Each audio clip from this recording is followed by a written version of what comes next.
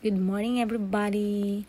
So for today's video, i-share ko sa inyo kung saan kami ngayon nag-stay at super ganda talaga ng place na to. It's worth it kahit malayo yung biyahe from Daraga going to Modesta, Sorsogon. I think mga 2 hours and 30 minutes. So yan yung makita nyo in the morning, yung wala pang mga guests, wala pang pumapasok. Yan yung pool nila, cold spring nila, resort. Wala silang warm. So, pagkagabi, dun sa mga private cabin, villa, medyo ma-feel nyo na may pagka-warm. Pero may super cold talaga sila. Flowing din yung water. So, safe naman siya kahit madaming tao dito sa public. So, nandun kami sa private.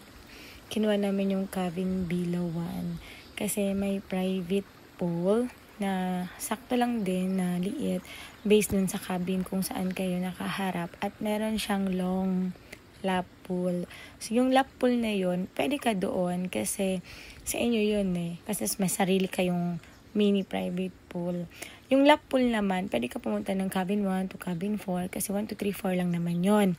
So that day, in the morning na to, in the next day na to, kasi nag-staycation kami, so we check in 2 p.m. and check out 12 noon.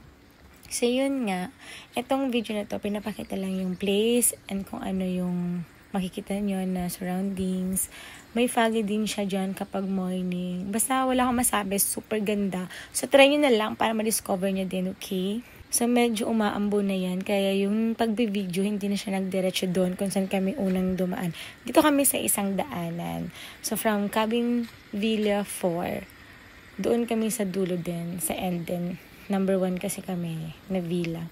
So dito na kami dumaan.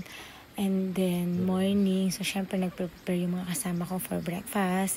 Init-init ng mga foods kung ano yung natitira.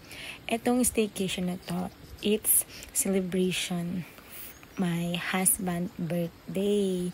So nag-staycation lang kami with my mother and with my mother-in-law, with my niece, with my cousin.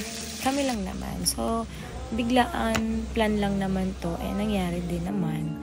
So yun nga, ito yung room tour, cabin tour na nakuha namin. So kung makikita nyo, super ganda naman siya, maluwang yung CR. So kahit sabay-sabay ko dyan maligo, okay lang. Charot. Maganda yung CR, maluwang. And then may shower, may bigay. Ito naman yung sa taas, yung roof. Wala dyan aircon, so electric fan lang talaga. Tapos yung stairs niya, medyo scary. Pero kung kaya nyo naman, go lang. Doon kayo mag-stay. Ito yung morning na pag-open mo na makikita. Ganda sa ears niyan. Kasi yung flowing ng water. Tsaka umaambon. Pero wala akong masabi. I don't know. I will rate it 9/10. Pwede na. Go na, go na. Ayan. Happy birthday, love ko. So, yan yung handa namin. Konti lang naman handa namin kasi kami lang naman kakain. So, sakto lang din yon pagka umaga.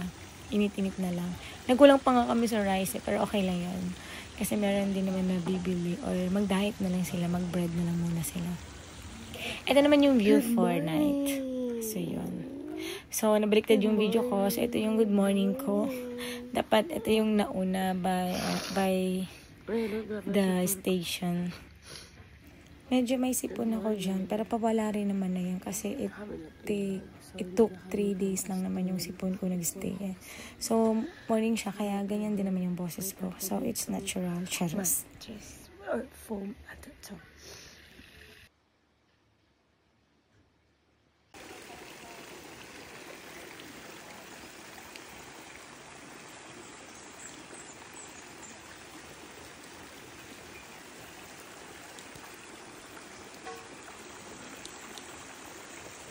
So, hindi na kami dyan naliligo kasi prepare na kami for check-out. Hindi naman sila stricto sa pag-check-out. So, okay lang naman past 12 noon.